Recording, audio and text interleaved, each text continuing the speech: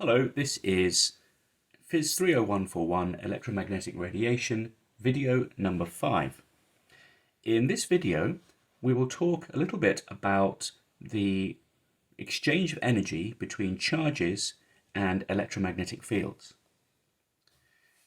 So here, I consider some volume V within which there may be an electric field and a magnetic field. And for now, I'm not really concerned with the source of those fields. They could be generated either as photons, which we will see later as a coupling together of these fields, or from some other simpler source, such as two charged plates or some coils. And I suppose that there could be some charge Q. Of course, there may be many of these, but let's consider one at a time for now. Some charge Q which travels with some velocity v through this field.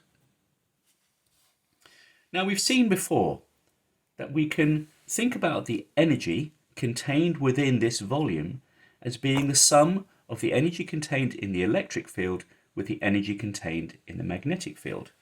And over some volume V, we can sum up the electric field, we can integrate over that volume with some suitable scaling factor, and do the same thing for the magnetic field, and we see that the total energy is proportional to the square of the electric field and proportional to the square of the magnetic field, separately added together. So the energy density is, in any infinitesimal volume, is equal to half epsilon naught E squared for the electric field component and half 1 over mu naught B squared for the magnetic field. Now, you may not have really thought about this before, but if a charge passes through an electromagnetic field, and for example it moves some distance dl along its journey, the electromagnetic field will do work on that charge. So therefore the charge can change in energy. So energy is being given to the charge. If energy is being given to the charge, then there must be a conservation of energy somewhere. There must be a loss of energy from the electromagnetic field. We just look at this at the bottom of the page here. We imagine that the charge is moving parallel to the electric field. It will gain in energy. Of course, we are implicitly assuming here that Q is positive. But if the charge is moving against the electric field, it will lose energy because it is doing work on the electric field. And therefore, conversely, the electric field should change in energy, should increase in energy, as the charge loses energy. Now, we've seen the Lorentz force. The Lorentz force allows us to calculate the force acting on a charge due to, there's an extra Q there, isn't there?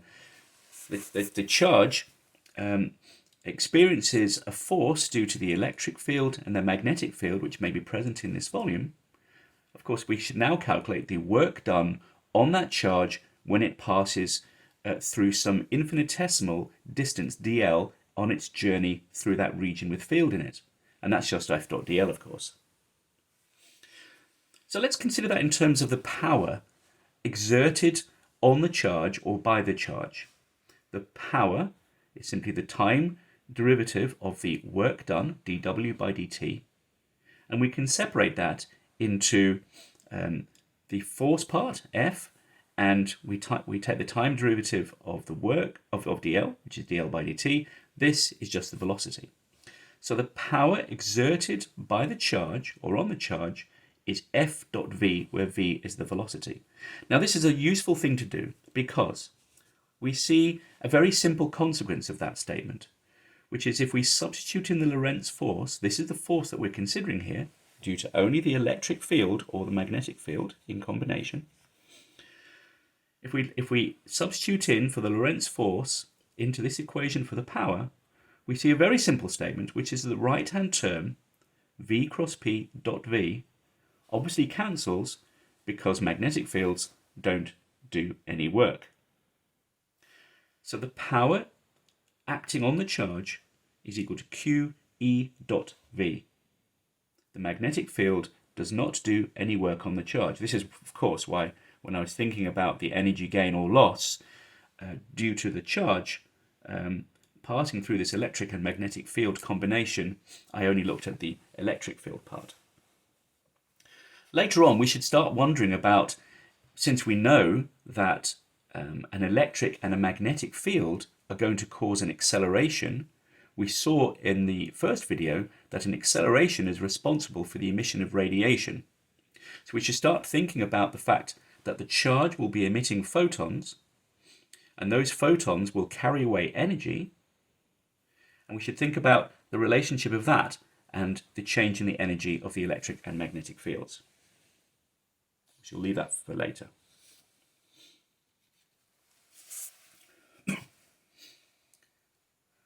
So let's look at that in a little bit more detail. Now let's consider rather than a single charge, a small volume dV within which there is a charge density, and the volume dV is small enough that the charge density can be taken as being constant, and we consider those charges are moving with some velocity v. And again, all the charges can be considered to be moving with the same velocity because the volume dV is small enough.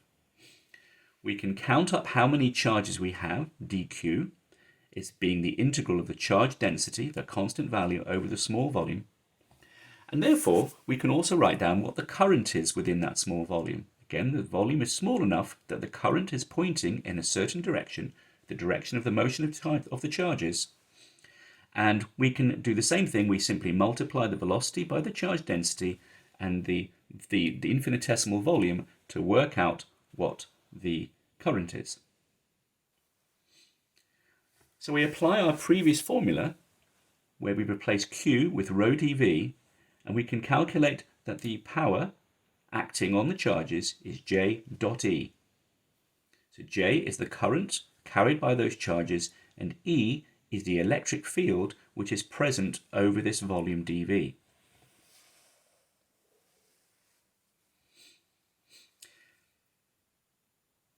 Now let's apply Maxwell's equations and see if we can look at a little bit more detail about the energy conservation that we know must be occurring in that volume when there is an exchange of energy between the magnetic and electric fields and the charges. So I will take two of Maxwell's equations, Faraday's law and Ampere's law, and the first equation here, I've simply taken B dot of Faraday's law. So I've put a B dot on the left-hand side and a B dot on the right-hand side. And with Ampere's law, I apply E dot all the way through. So when I do that, and I add these equations together with a little bit of algebra, which I encourage you to do, and which is given in the course notes, you can arrive at this equation.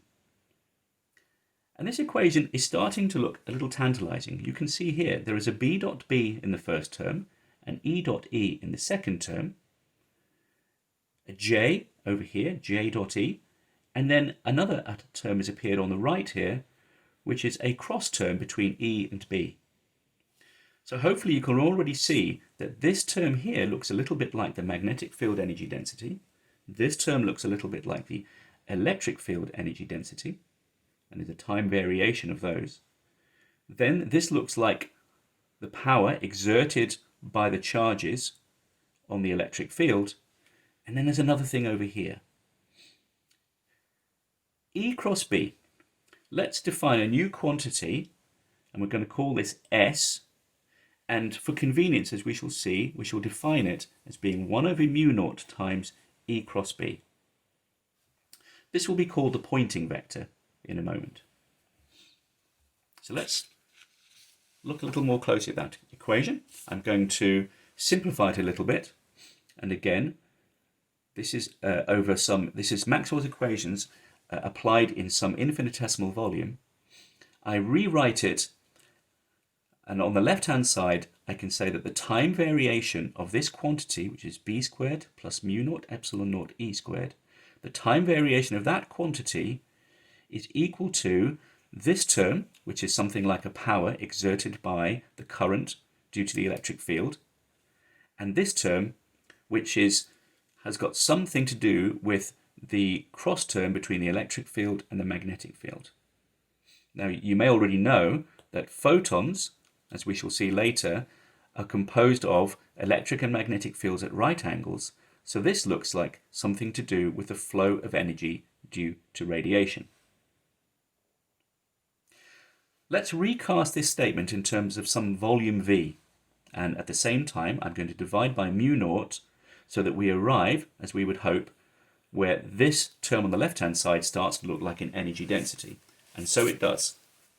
If I integrate over some volume V, this is the volume within which those charges are moving, I arrive, as we might expect, that the time variation of the energy in that volume, that's what this term on the left is saying, is equal to the work done on the charges, well, this is the power exerted in some infinitesimal time on the charges, and this final term, I can recast this by applying the divergence theorem, as we are often tempted to do, we do here.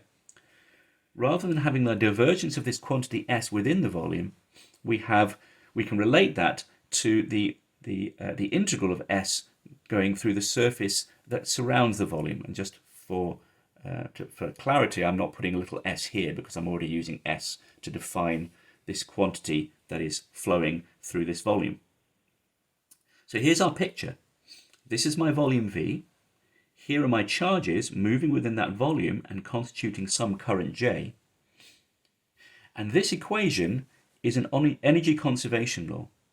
This energy conservation law is stating that the energy change of the electric field, or the electromagnetic field within this volume, must be due to the work done on the charges in that volume, but also there can be a passage of energy out of that volume which is due to this vector S, this Poynting vector. So if we take the differential statement of that, we say that in any infinitesimal volume, the change in the energy in that infinitesimal volume is equal to the flow of energy out of that volume plus the work done on the charges. And this is Poynting's theorem.